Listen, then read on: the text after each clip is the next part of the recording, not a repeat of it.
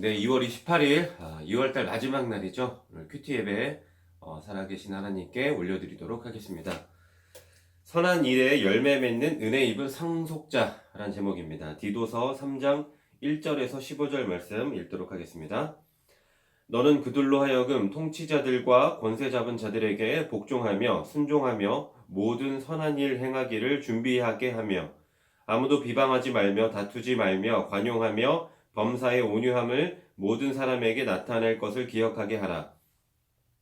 우리도 전에는 어리석은 자요 순종하지 아니한 자요 속은 자요 여러 가지 정욕과 행락에 종노릇한 자요 악독과 투기를 일삼은 자요 가증스러운 자요 피차 미워한 자였으나 우리 구주 하나님의 자비와 사람 사랑하심이 나타날 때에 우리를 구원하시되 우리가 행한 바 의로운 행위로 말미암지 아니하고 오직 그의 긍휼하심을 따라 중생의 씻음과 성령의 새롭게 하심으로 하셨나니 우리 구주 예수 그리스도로 말미암아 우리에게 그 성령을 풍성히 부어주사 우리로 그의 은혜를 힘입어 의롭다 하심을 얻어 영생의 소망을 따라 상속자가 되게 하려 하심이라.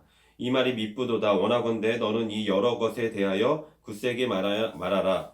이는 하나님을 믿는 자들로 하여금 조심하여 선한 일을 힘쓰게 하려 함이라. 이것은 아름다우며 사람들에게 유익하니라. 그러나 어리석은 변론과 족보 이야기와 분쟁과 율법에 대한 다툼은 피하라. 이것은 무익한 것이요 헛된 것이니라. 이단에 속한 사람을 한두 번 훈계한 후에 멀리하라.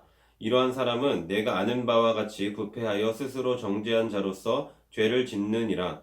내가 아데마가 두기고를 내게 보내리니 그때 내가 급히 니고볼리로 내게 오라. 내가 거기서 겨울을 지내기로 작정하였노라. 율법 교사 세나와 및 아볼로를 급히 먼저 보내어 그들로 부족함이 없게 하고 또 우리 사람들도 열매 없는 자가 되지 않게 하기 위하여 필요한 곳을 준비하는 좋은 일에 힘쓰기를 배우게 하라. 나와 함께 있는 자가 다 내게 무난하니 믿음 안에서 우리를 사랑하는 자들에게 너도 무난하라. 은혜가 너희 무리에게 있을지어다. 아멘. 오늘의 말씀 요약 읽도록 하겠습니다. 불순종하는 자였던 우리를 하나님이 그분의 긍휼을 따라 구원하셨습니다. 그리스도로 말미암아 성령을 주신 것은 우리가 은혜로 의롭다 하심을 얻어 상속자 되게 하려 하심입니다. 바울은 어리석은 변론과 율법에 대한 다툼은 무익하니 피하라고 권하며 끝으로 동역자들의 인사를 전합니다. 아멘. 네, 본문에서 읽도록 하겠습니다. 선한 일의 동기, 변화된 신분. 우리는 모두 선한 일을 하는 사람이 되어야 합니다. 바울은 그리스도인이 세상에서 선한 시민으로 살아야 한다고 말합니다. 그는 권위에 대한 순복과 남에 대한 배려가 그리스도인의 삶에 항상 넘치게 하라고 권면합니다. 그리스도인 은혜로 구원받기 전에는 타락한 문화 속의 탐욕과 다툼으로 살아가는 그레데인 중 한 사람과 같았습니다. 하지만 하나님이 사랑과 공유를 베푸셔서 그리스도로 말미암아 성령을 받고 생명의 상속자가 되었습니다. 그리스도인은 은혜로 변화된 새 사람입니다.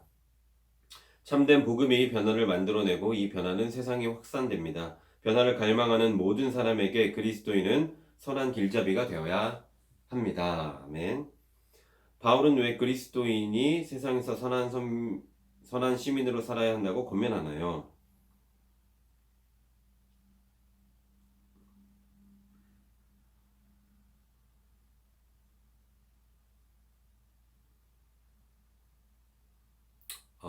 일단 참된 복음이 변화를 만들어내고 이 변화는 세상에 확산되기 위하여 라고 저는 생각을 합니다. 참된 복음이 변화를 만들어내고 이 변화는 세상에 확산됩니다. 주님으로 인해 내 삶에 일어난 변화는 어떻게 주변에 확산되고 있나요? 주님으로 인해 내 삶의 변화는 뭐 엄청나게 큰 변화는 아닙니다만 그래도 요즘에 와이프를 최대한 제가 좀 배려하고 그러다 보니까 좀 신혼 초보다는 다툼이 좀 덜해진 것 같은. 네.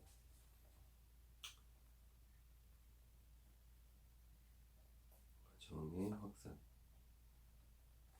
선한 일의 열매, 영혼 구원입니다. 선한 삶을 확산시키려면 올바른 신앙이 견고히 세워져 있어야 합니다.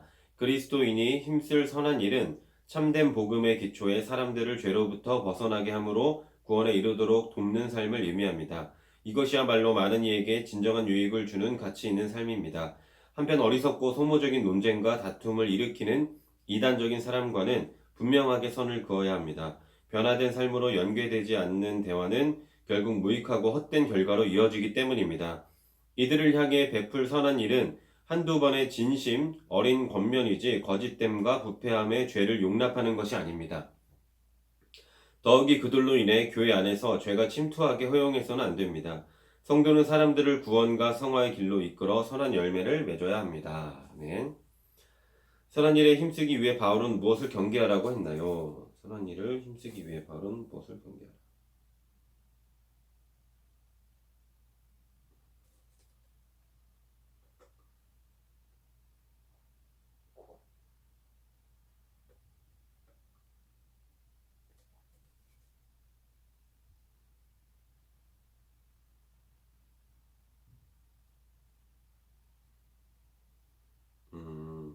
어리석고 소모적인 논쟁과 다툼을 일으키는 이단적인 사람과는 분명하게 선을 그어야 합니다. 어리석고 소모적인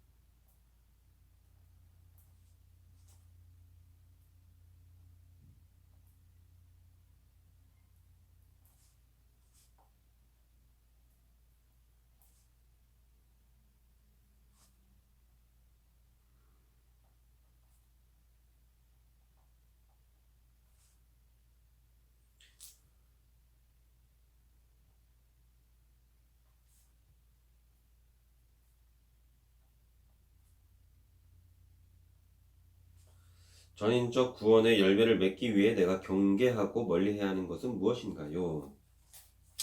전인적 구원의 열매를 맺기 위해 내가 경계하고 멀리해야 하는 것은 무엇인가요?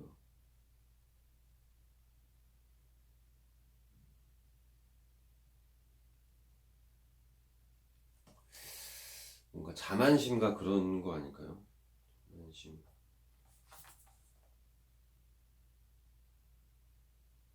그리고 다툼. 네, 좋습니다. 자, 오늘의 기도 드리도록 하겠습니다. 하나님, 조금이라도 아는 것이 있으면 우쭐한 마음으로 논쟁하기를 좋아하는 제 모습이 얼마나 어리석은지요. 주어진 역할과 위치를 자각하고 주님을 믿는 사람답게 선한 영향력과 유익을 끼치게 하소서. 지체들과 복음으로 연합해 좋은 일에 힘쓰며 아름다운 열매를 맺게 하소서. 아멘. 네, 묵상 에세이 읽고 마치도록 하겠습니다. 물벼락을 맞아도 천국 패스포트 이진희님의 글입니다. 일제감정기 시대에 김익두라는 유명한 깡패가 있었다. 얼마나 악명이 높았던지 사람들이 읍내 나갔다가 김익두를 만나지 않게 해달라고 선왕당에 빌 정도였다. 그런데 어느 날 김익두가 죽어서 교회에서 장례식을 한다는 부고장이 여기저기 나붙었다. 김익두가 죽었다니 어떻게 된 일이야?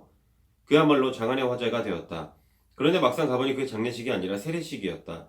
김익두가 예수님을 믿게 된 것이었다. 김익두는 세례를 받으면서 깡패 김익두는 죽었습니다. 나는 이제 새 사람이 되었습니다. 라고 사람들 앞에서 선포했다. 그런데 그가 세례를 받고 나올 때 그에게 괴롭힘을 당했던 한 아주머니가 기다리다가 그 얼굴에 물 한 바가지를 확 끼얹었다. 그는 평온한 표정으로 말했다. 이 물은 죽은 김익두에게 뿌리신 겁니다. 그러니 나는 물벼락을 맞아도 아무렇지 않고 평안합니다. 이 평강을 주시는 예수님을 아주머니도 믿으시기 바랍니다. 한때 심한 망난이었던 어거스틴도 예수님을 영접하고 이렇게 말했다. 나는 이제 옛날의 내가 아닙니다. 옛사람이 죽고 나서야 비로소 옛생활을 모두 청산할 수 있었습니다. 예수님을 믿는다는 것은 믿는다면서도 육체의 소욕을 버리지 못하고 성령의 인도하심을 따르지 못하고 있다면 옛사람이 죽지 않고 살아남아 있는 것입니다.